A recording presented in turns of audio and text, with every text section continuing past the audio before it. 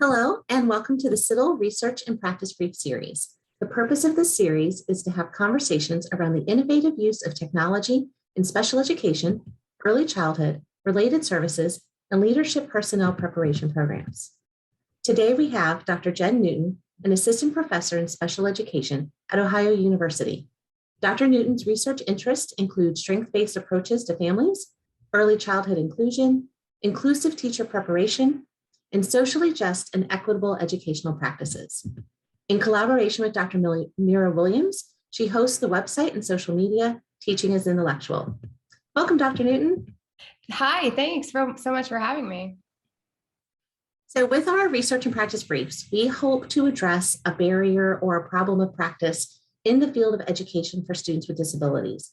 What is an issue that you are trying to address with your work?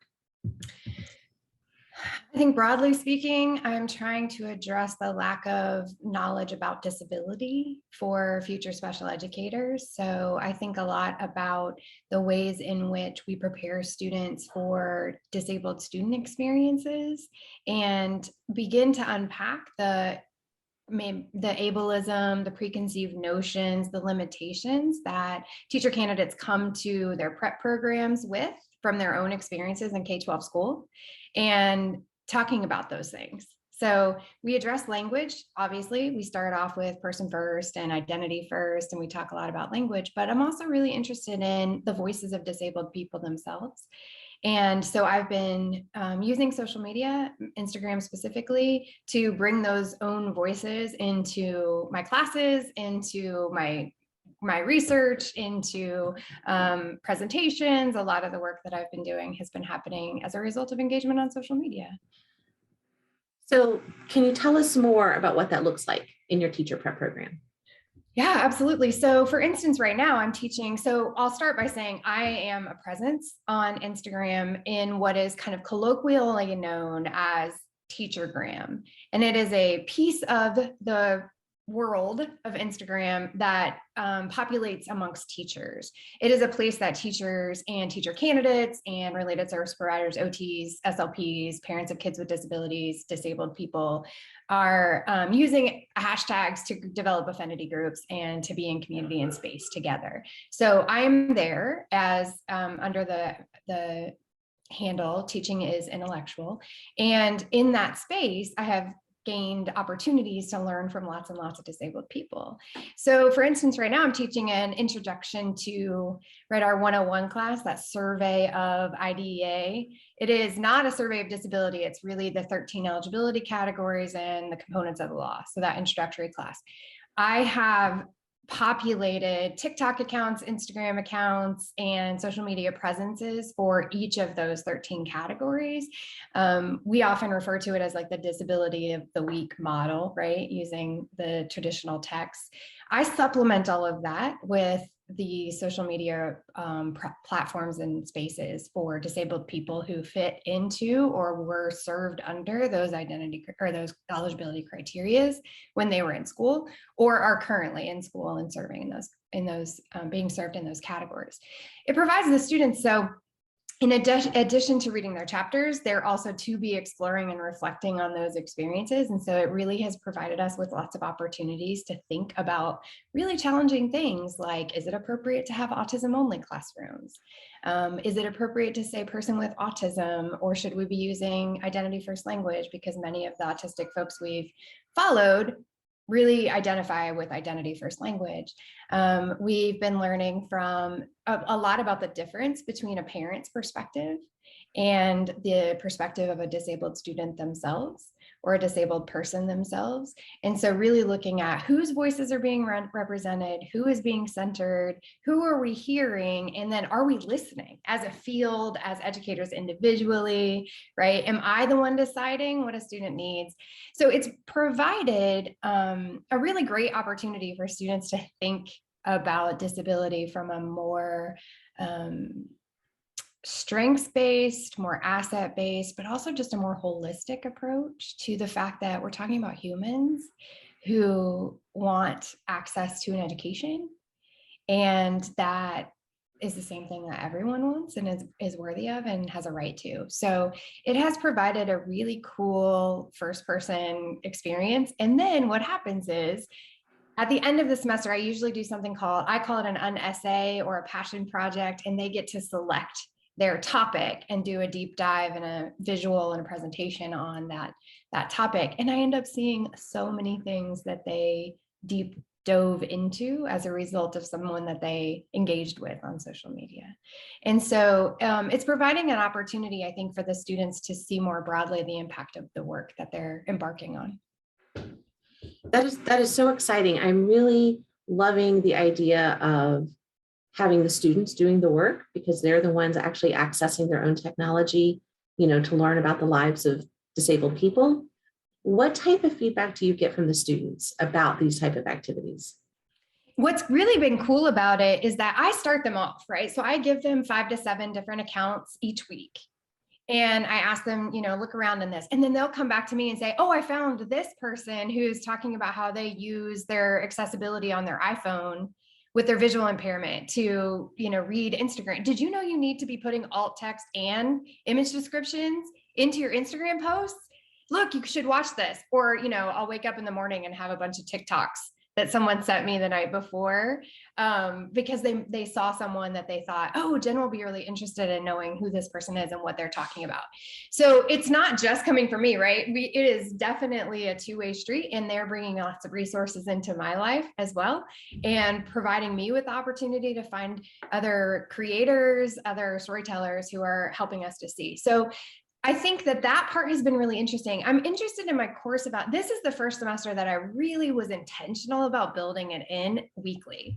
We've used it in the past for specific learning opportunities, but this semester I built it in every single week as a piece. And my students for the first time this semester were more aware of my presence on Instagram. So because I was leading them to specific places, they found my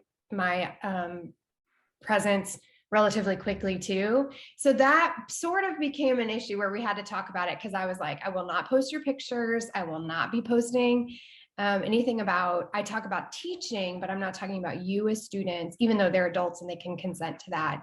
We had our gallery walk yesterday, and they took some pictures of things that were happening in the gallery walk and said, will you put this on your Instagram? And so I did end up posting one picture of our gallery walk. So I think that it's a little bit of a nice balance between the text readings. We watched documentaries, we watched Crip Camp. We really do try to bring in a lot of own voices, as well as the law itself and the language from the field. So I think that it's important to have that balance, because I also understand that as special educators, they're going to go into systems that don't listen to the voices of disabled people or prioritize the experiences of disabled students. So we do definitely talk about that balance. But I noticed this semester for the first time, not the first time, but there was more students this semester who were picking up on some of those discrepancies. So they would say, in my field this past week, I heard a teacher talking about this thing, and I thought, oh, you should listen to this podcast about autistic people.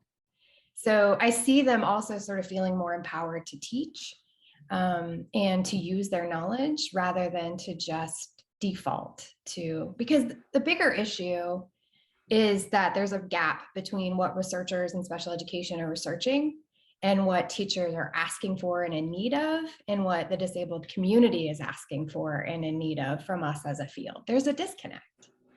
And so when I'm in a social media space, I'm listening to teachers and disabled people, and I'm not seeing the same problems reflected in our research. So I see my students also kind of becoming aware of that. So with that in mind, what implications do you see for future research? What are some questions that we might be asking? There are people asking really awesome questions in the disability studies and education field and in disability studies, and really thinking about the way disability studies, as well as Discrit, right? The work that Connor and Sabini are doing, that is super important, I think, for what all of us need to be thinking about, the inequity that is persistent in our field. But I think some of the questions we could be thinking about is the ways in which we teach disability pride. We teach about and really do value disabled students and their experiences and their goals. We talk a lot about parent goals, right? And we talk a lot about academic goals, but those academic goals are driven by standards that may or may not align with personal goals. I never sort of felt particularly driven by my state educational standards as like a personal goal. So listening to students in that way. When we talk about including students in their IEP meetings, some of my students have found kids who have posted TikToks about their experiences in their IEP meetings and what they bring to their IEP meetings and how they put their stories together. And they thought that was really cool. And it was kind of the first time they thought, oh, we should have student-driven meetings. Students should lead their meetings. And I think that they're coming to that from a more authentic way than me saying, oh, sometimes students can lead their own meetings. Because it's always with an asterisk, right? It's always if appropriate. Well, who decides what's appropriate? Not the student, right? The family or the school. And what's it based on? And so if a student is saying, I know what I want and need out of this meeting, it shouldn't matter if it's deemed appropriate externally, right? Students should be able to represent themselves. So I think those are some cool things that we're seeing shift. And those are some things that I would like to see, and I wish I saw special education being more open and receptive to as a research field. I think what I hear you saying that's really exciting to me too is that you could tell students in teacher preparation programs to have student-led meetings, but they're coming to these epiphanies on their own.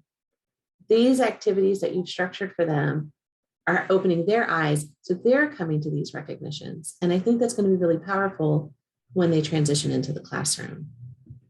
So what resources, if I'm doing teacher preparation, what resources do you recommend for me or for those who would like to learn more and want to start doing this themselves?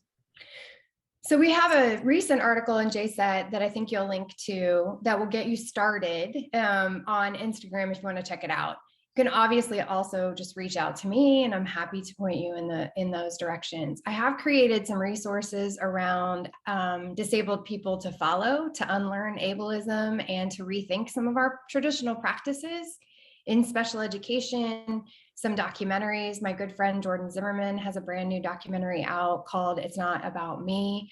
And it's about a non-speaking autistic adult woman navigating her life as a college student, using her communication and confronting ableism at every turn. There's some resources like that I think are really important. I think the more we can put forth the voices of disabled people, not in a inspiration porn kind of way where we're saying, we're objectifying the narrative of disability for the purposes of saviorism and see these babies that need us to help them and to, make these decisions for them, but to really elevate agency and to do the work of self-determination that we say as a field we're into, and to really put that into practice, which requires us to really change the way we think about and talk about disability in our prep programs.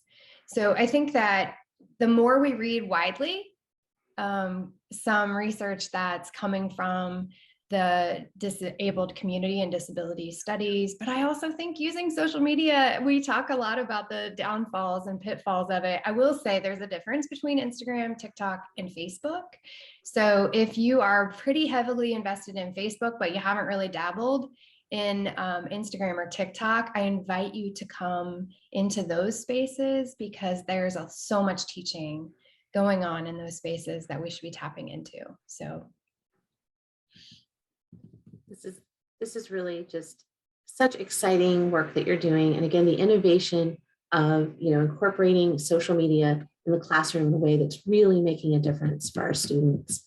I really want to thank you for taking the time to share with us today. We appreciate your time and your work.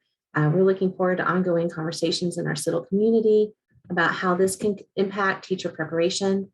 And so for more information about CIDDL research and practice briefs and other resources for teacher education and related services personnel preparation, please go to CIDDL.org. Don't forget to follow us on social media, subscribe to our channel, leave us a message. Thank you all for joining us. Thank you so much, Michelle.